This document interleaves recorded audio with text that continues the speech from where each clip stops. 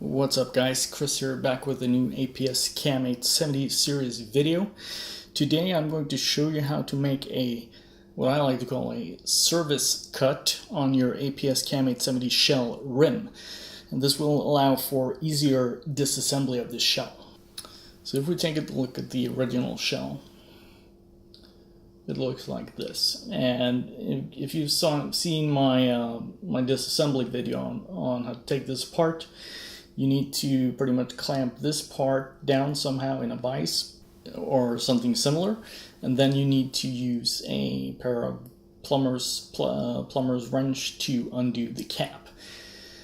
The bad news is that mars up the finish of the rim, which you don't want because that can affect the extraction, actually the feeding as well, if the shell latch arms get caught on these deformities. So here's what I've done. On my shells, I have used a Dremel cutting disc, like this, just a regular Dremel cutting disc. Let's see, where's my tool at?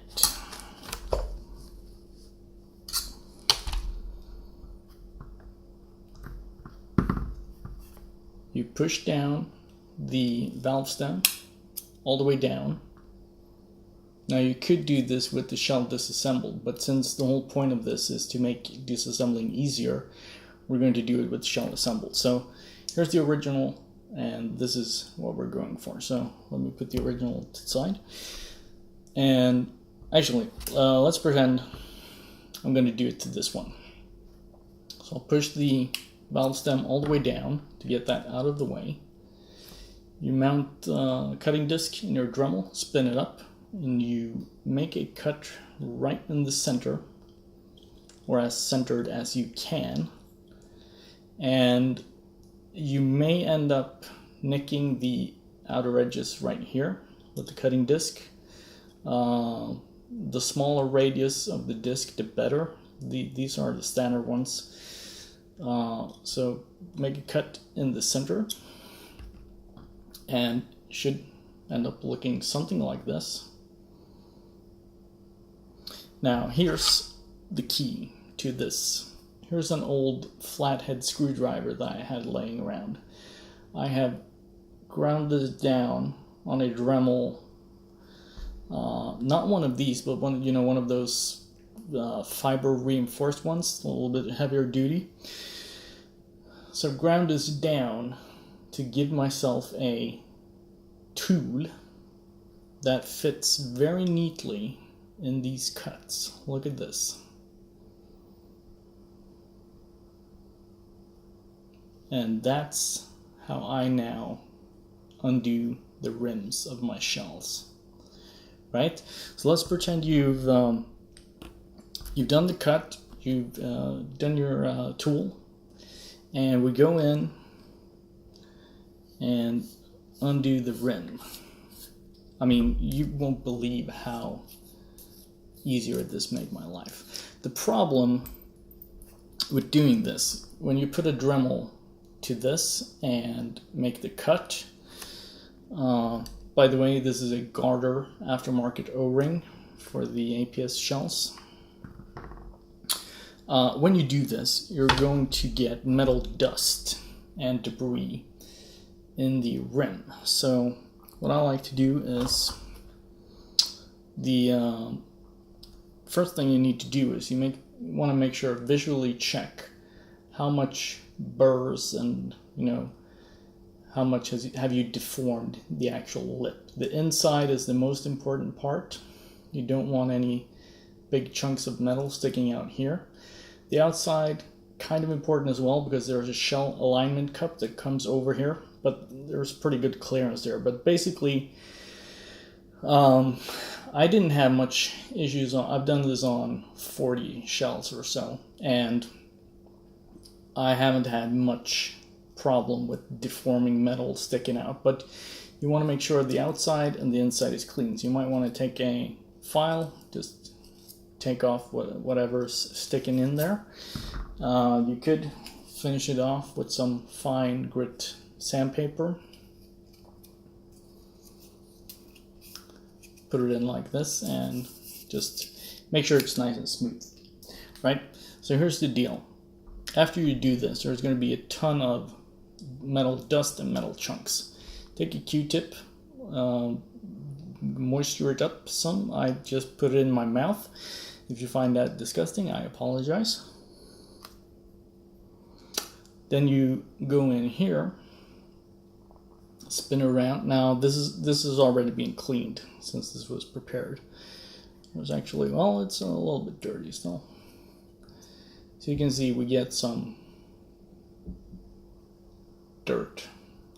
And you also want to, again, moisture up one of the Q-tip ends. Take a pair of pliers, squeeze it together, make it flat. And you want to go in here and go around. There's going to be a lot of debris and dirt in there. Not much here since this has already been done. So take a look at this. The key with the tool is you want to have a fairly long, flat, narrow edge so that you get as deep in as possible into the service cut. Because if you don't, the aluminum here on the rim is very, very soft. So if you just get like half a millimeter or a millimeter and you try to twist it and it's on there tight, you're going to deform the metal. And it's going to be counterproductive to do this. So let's put the O-ring back in place. Put the rim in the shell. Again, I'm going to have to, actually, let me do this with the plumber's wrench. You can put this, you can grab onto this metal part right here. Don't do the plastic, don't do the rim. This here you can mar up, it doesn't affect functionality. You want to make sure though, actually you want to make sure you get a good grip first. You want to make sure that you have clearance so that the rim can spin all the way down. So you don't clamp it like that because that's going to make it difficult to secure it. But then you come in with your screwdriver tool. And this doesn't translate very well on camera, but this is like insanely better than the other way. And you also have a lot easier to get enough torque to get it all the way down. And then you want to make sure that the valve stem moves up and down relatively freely. There's going to be some resistance, that's fine. The main part, again, you want to look out for that you don't have deformities on the inside here that's interfering with the valve stem. So there you go. Highly, highly recommended. And just to show you that this is a non-destructive modification,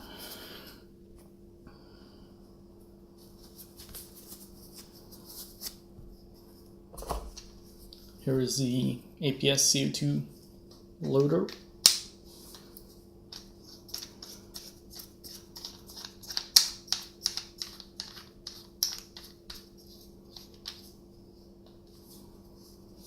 Shell in place. Yeah, of course, the one that I go to demo with is having issues. I actually did this with, I've done it with 12 other shells so far, and none had issues, so that's a bit unfortunate. Let's see if we can do this again here.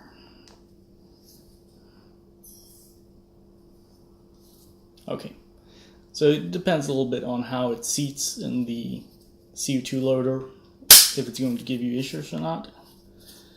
You got a nice 2-second puff of CO2.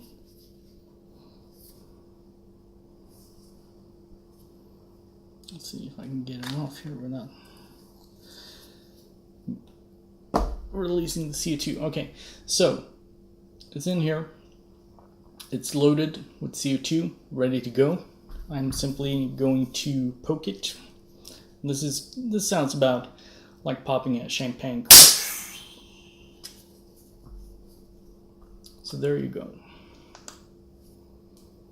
Now again, very important, no burrs or metal sticking out in here. That's going to be key. There you go. APS CAM870 shell disassembly made easy. That's it for this video, and I'll see you guys next time.